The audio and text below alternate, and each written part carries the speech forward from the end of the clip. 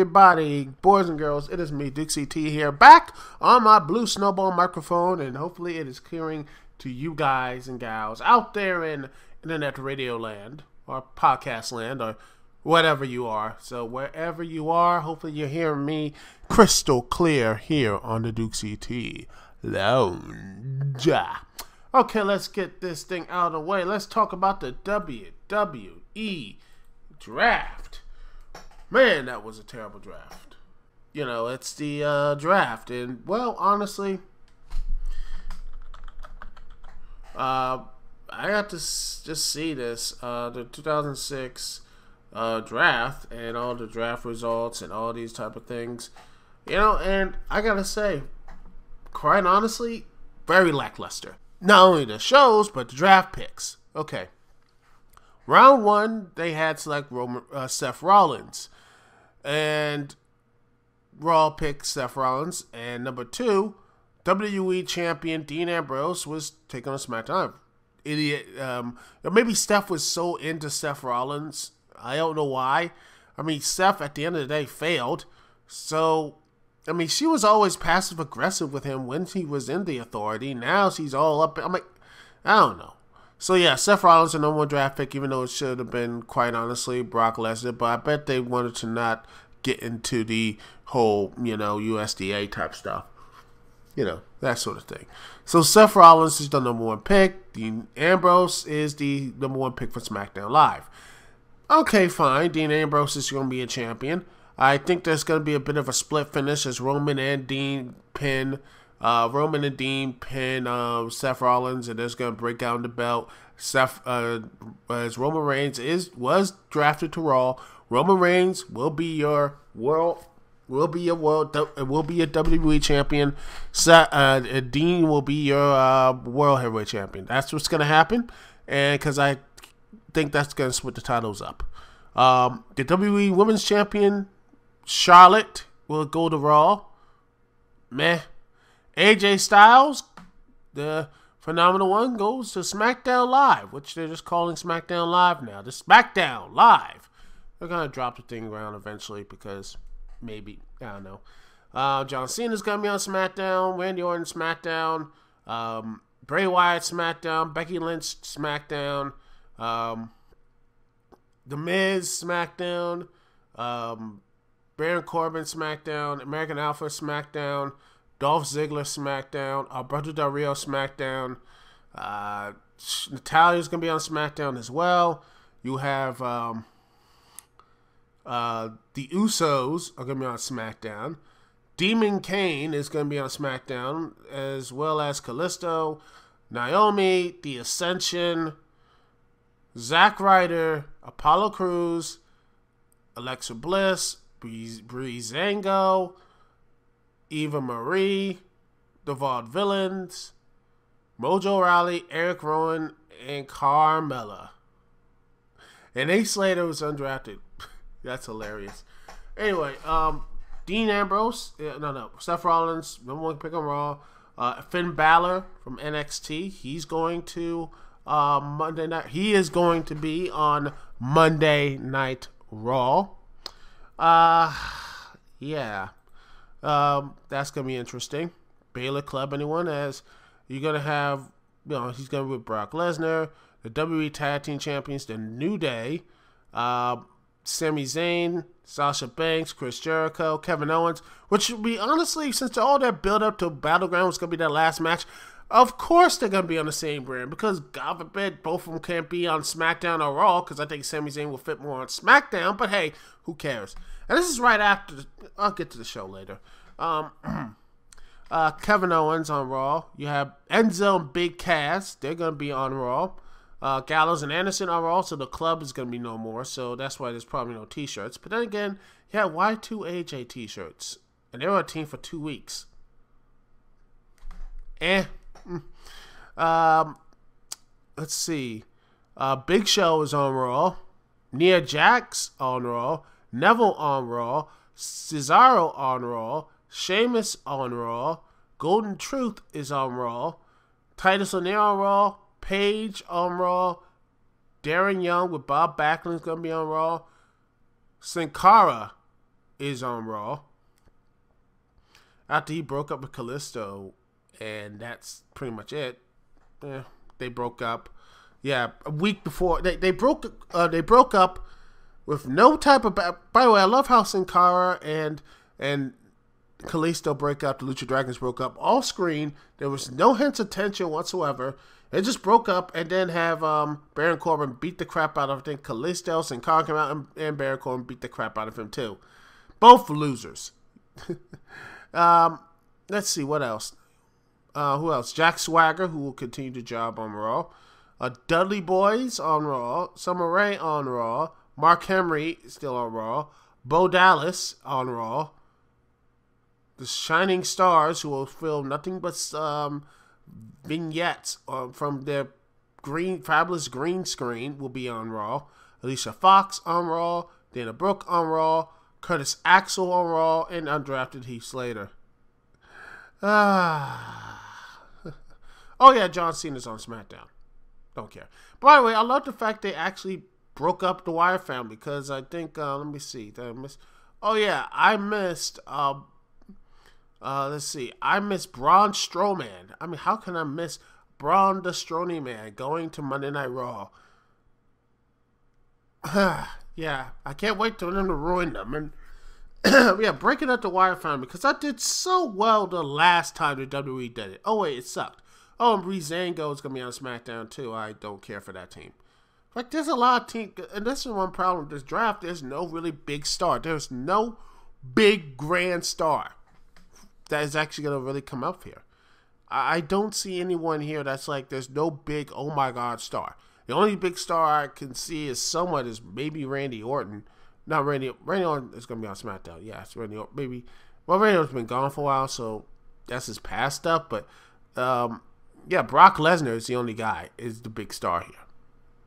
There is no Roman Reigns. Gets booed everywhere. He's going to be booed in DC when he comes back.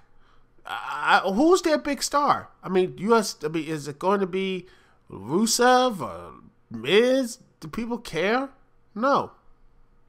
I don't care. I don't care for any of these guys and gals. And I'm sorry. I want to care. I really, really, really want to care, but I don't. And when I look at the show, it's not much better. I mean, Dean Ambrose and Seth Rollins was an okay main event. Honestly, I thought TNA's past main event, Lashley and Eddie Edwards, was so much better. And it was in a cage match where the winners, surprise, surprise, didn't win by running away from the cage. I wish more cage matches ended this way, because a cage match should be pinfall and submission. That's it. Not this who can run away the best crap. Stupid. It is still stupid, and I just can't stand it. That's just me. I want a cage. That's what I wish if I had. Just ban escape the cage in every environment. And that would be my one rule. If I could have that in wrestling, is that I would banish the escape the cage. No more escaping the cage. You pinfall, submission, or knockout. That's the only way you win a cage match. You don't win it by pinfall. You don't win. You do win pinfall. You don't win it by running away or getting out of the cage. That's it. But that's just my opinion.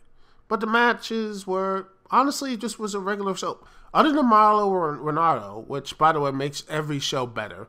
Which, by the way, that's the point to SmackDown, which I'll probably be watching more because, because honestly, Marlo Renato, I'm probably mispronouncing his name.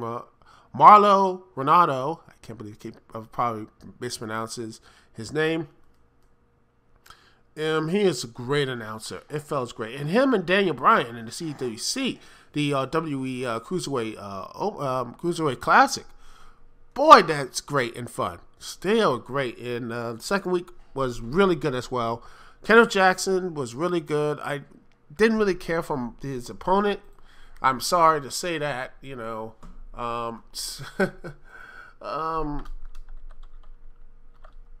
I want to care about him, but it just it was, that's what it is. The Cruiserweight Classic, I really, I actually like most. Tozawa, he was, there was some good stuff here. I mean, there was some really good stuff. I mean, You had, Mustafa Ali. I want him to be signed yesterday. Lance Terrell, both of them deserve to be signed. They were both great. Both have great chemistry with each other. Some really good stuff there. TJ Perkins, the Mac. I always liked TJ Perkins, but this man he got it. TJ Perkins right here, and the Mac too. Both men are good. I like their outward personalities. They show it in their in-ring style. The dabs with TJ Perkins and D-Mac trying to really be a Michael Jackson cosplayer. I think it'd be really good. Damon Slater showed some good things. The jury was nice when seeing him win, but I wish Damien would have won. But Lince Dorado and Mustafa Ali, great stuff. I say again, really good. And also, Kenneth Johnson, really, I am, you know what? This man worked as hard as he did, and he did a really good job. Akira Tozawa, who I mean, he was okay, but I'm like, yeah, I didn't really. It was really a good back and forth match, but Kenneth Johnson really surprised me here. I thought this man was gonna win, but honestly, I think he handled himself really well, and I'm hopeful that he will get these more opportunities. I mean, NXT's done up. I think a lot of them are gonna move up. I think Samoa Joe's gonna move up. I think Shinsuke Nakamura's up. I think most of these guys. I think Kenneth Johnson will be a good little place in NXT for him. I think he's I think he'll be really good. Him, the Mac, TJ Perkins, these guys would be really good. So honestly, I see a lot of people there, and especially Mustafa Ali, heck, and Navari as well. I want him and back. Both of those guys return here under WWE banner, if not somewhere that actually can use them correctly, like say Ring of Honor. TNA. I don't know. These guys could be really good and I think in the next couple of years, I think if they can actually, a couple more tournaments in the next couple of weeks, I think this could be really good. So, it's a little impromptu review of this week's Cruiserweight Classic, which I will continue to do because it's a great series and it's a nice little, really good thing to keep me on my toes and every time watching this stuff. It makes my purchase of the WWE Network more worth it every time. But overall, the draft was a complete disappointment, though. And I just don't see anything big happening with it. And yeah, I'm disappointed that Bayley wasn't in the draft as well. But honestly, I think they're doing a long game with her. And I think Asuka will probably be moving up as well. I think she and Bayley will both move up. I think there's some other female talents in there as well. So NXT, there's going to be a big shakeup in NXT. I will not be surprised that Joe and Joe Nakamura, Asuka, Bayley will leave NXT. They will leave NXT. By the end, I think by December, they will be gone by NXT. That's what's going to happen. But overall, I really like to see the Cruiserweight Classic. The draft, not so much, as I don't think it's going to last long. But here's hoping. Yeah. Anyway, we're going to take a small little break here. And we will come back. Let me just see what other stuff is here. Let's play some. Let's play some. Let's see. Star Turtles 2. The Wrath of. Let's see. Star Turtles 2. The Wrath of. Let's see. Yeah, that was. That's Star Wars 2, The Wrath of Man. Starbase, where no turtle has gone before. That's from TMNT. The Shell Shock from OCRemix.com. You can download that right there on OCRemix.com. Great album. And we'll be listening to that here live on the Dukect Lounge. We'll be right back with my preview of WWE Battleground. We'll be right back right after this.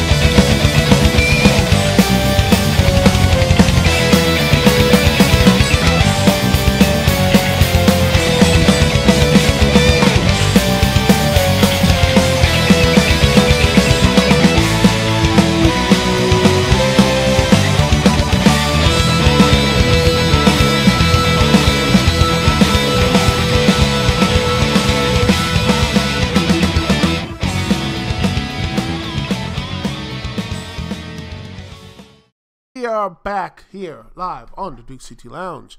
Remember, if you want to call in to the show, remember the live show.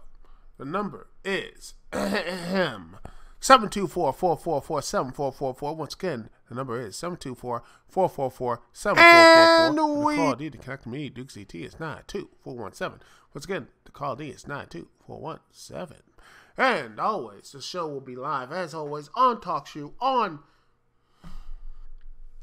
the TalkShoe, but also if you're not going to be live, well, there's always my YouTube channel, youtube.com/Dukect. Also, you can find me on freakingawesomenetwork.com,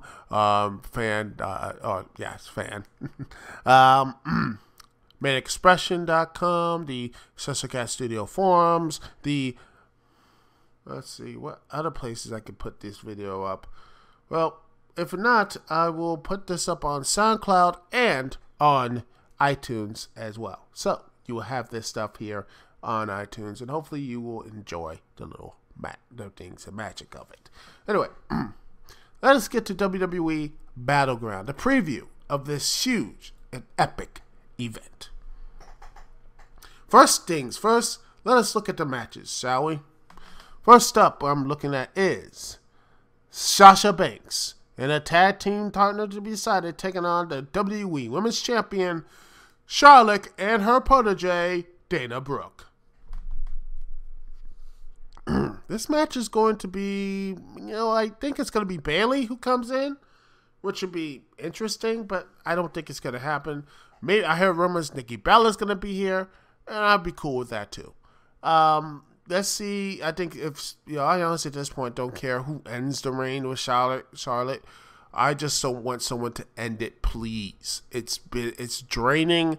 I don't care for her anymore. I turn off the TV every time she's on. I don't care. So Sasha Banks and honestly I'm gonna say Nikki Bella win. Next up is The New Day. Big E, Kofi Kingston, and Xavier Woods take on the last appearance of the Wyatt family. Yeah. 3 months later, they'll be traded to Raw or SmackDown. As Bray Wyatt, Eric Rowan, and Braun Strowman in a 6-man tag. With no championship on the line, the regular 6-man tag, this is going to be like their version of Final Deletion. They're just going to fight, and I think the New Day is going to lose and set up a tag match with one of the Wyatt family members, and yada, yada, yada. I don't really care. I said the Wyatt family win here. Or the New Day. Maybe the New Day finally sack up and win. So, then again, who beats them for their tag belts? I have no idea. So, New Day win. I have New Day winning in this pointless match. Next up is the United States Championship as Rusev, the 2-time United States Champion, takes on the former United States Champion, former Intercontinental and Tag Team Champion, the Woo Woo Kid, Zack Ryder. Rusev crushes and dominates him, as Rusev will retain his championship and Zack Ryder will go flying back to the mid-card and slowly and surely being forgotten. Next up is The Miz, the Intercontinental Champion, taking on Darren Young with Bob Backlund, trying to make Darren Young great again. He tries, but he will fail here, as The Miz will retain his Intercontinental title, and I'm hopeful he will probably lose it to someone who is, well, more, I don't know, maybe Zack Ryder, since they're going to be on SmackDown, I believe. I think Zack Ryder's on SmackDown, so is The Miz, so I see them actually going to go back on that well. So Miz is going to probably win. But I don't know, Darren Young could win and set Darren. Both had the IC titles and U.S. Championship on Raw. Are they going to do a switch over with Zack Ryder? I don't know, but I think the safe money is Miz winning against Darren Young. Becky Lynch versus Natalya. Who cares? Lynch wins, but I don't care. John Cena, Enzo Amore, and Big Cass take on the Club. AJ Styles, Luke Gallows, and Carl Anderson in a 6-man tag. Don't care. Meaningless match. John Cena picks up a victory, and John Cena and AJ Styles continue their feud over on SmackDown. Enzo and Big Cass continue their feud with Luke Gallows and Carl Anderson, and hopefully win the big tag belts. Next is the big, huge grudge match as Sami Zayn takes on Kevin Owens. Zayn wins the big one, and somehow shenanigans ensue, and both of them become tag champions, and they do the whole hate partner thing until they separate or something for reals this time. Yeah, that's what's gonna happen. Yeah, I am bitter. Why do you ask? And then we get to our main event, as the WWE Heavyweight Champion Dean Ambrose takes on Roman Reigns and Seth Rollins, and the former Shield members will finally take on each other in a triple threat match with the WWE Championship. Some would say this should be a WrestleMania match or something like that, but if ratings show, and I'll put the picture of how bad ratings have gone at this point. If ratings kept going out, this thing would probably made a Raw match, hell, maybe a main event match, because this is probably the best way, because these guys are not draws. None of them are. Every time they hold the belt, Raw goes down even worse, as you see right on the screen, ladies and gentlemen.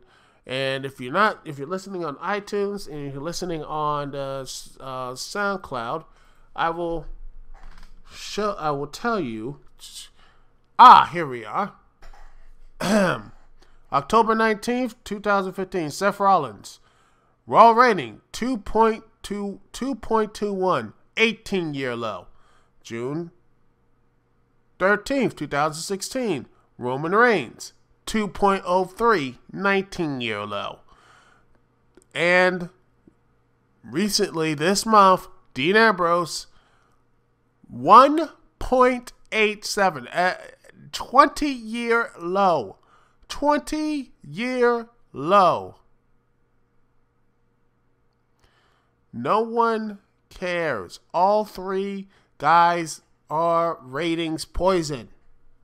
It's a shame, because they used to be great, but now they're all ratings poison. I mean, at this point, the most logical thing they could do is just put the title on Brock Lesnar. Even he's about proven draw.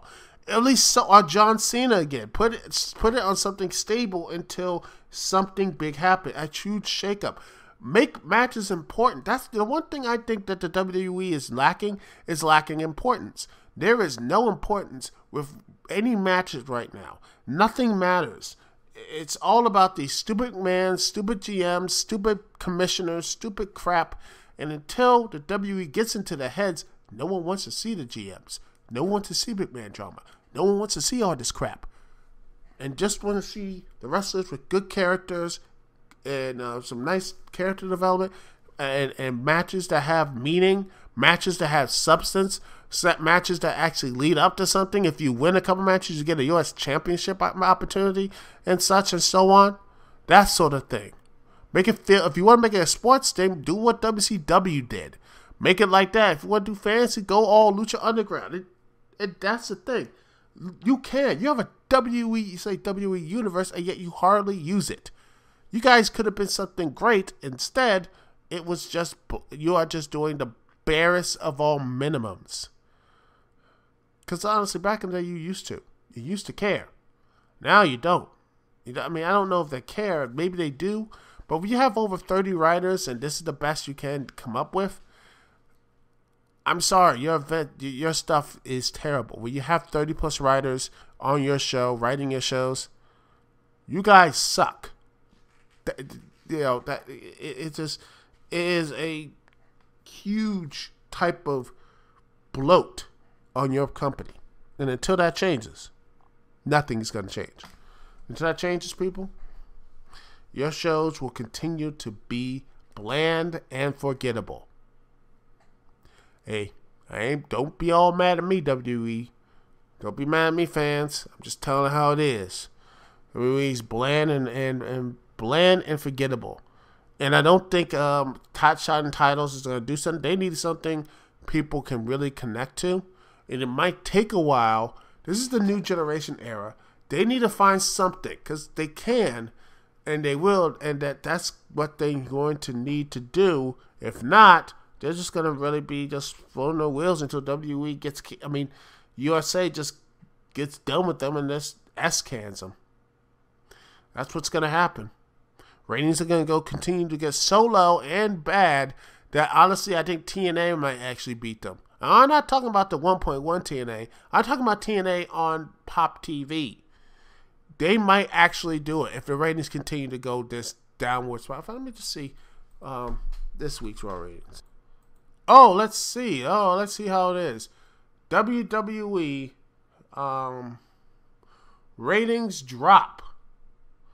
For this on WhatCulture.com says the Monday night episode of Outlaw was the last one prior to bland split. The bland split. Yeah, it is. It's not the brand. It's the bland split. But yeah. And the company tried to stack the show, and the efforts. They drew an average of 3.13 million viewers, down from 3.17. The show started out strong, but in the end, it faded away. They fell and just averaged to 2.96 million. People are leaving.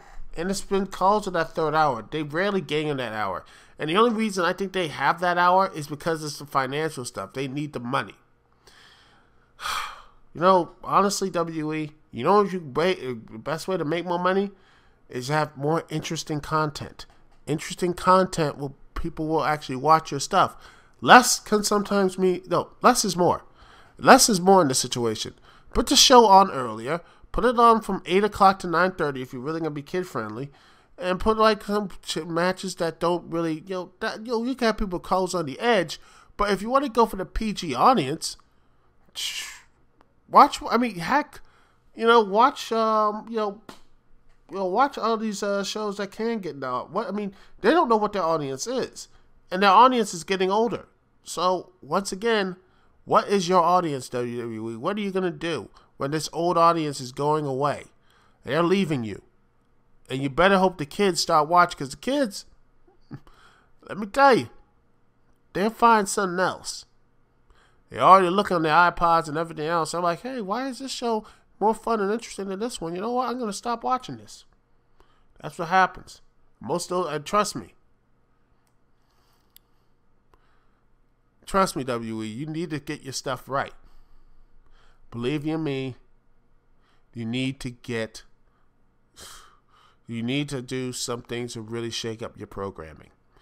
It is a malaise, and there's nothing that matters in the WWE. And that's the truth right there. Anyway, that's the show for it, ladies and gentlemen. Hope you like the blue microphone. Hope you like it back. And that's pretty much it. Anyway, it's Dukect here. Peace and love. I will see y'all when I see y'all. And by the way, I am super close to, I'm 3 subscribers away at this recording for 1,000 subscribers. Thank you. I love all of you. And trust me when I tell you, more is going on the way. I'm finished up recording my Mighty Number 9 review. I'm almost done with that. And when I'm done with that, I'm going to do something really special for y'all. Regardless if I hit 1,000, but seriously, this bold bump of subscribers, thank you so much. Thank you, Tyler Preston 20, for letting me be on your video and let me be out here. Thank you so much. It has been a blast. Anyway, thank you so much. It's Dukect here. Peace and love. I'll see y'all when I see y'all later.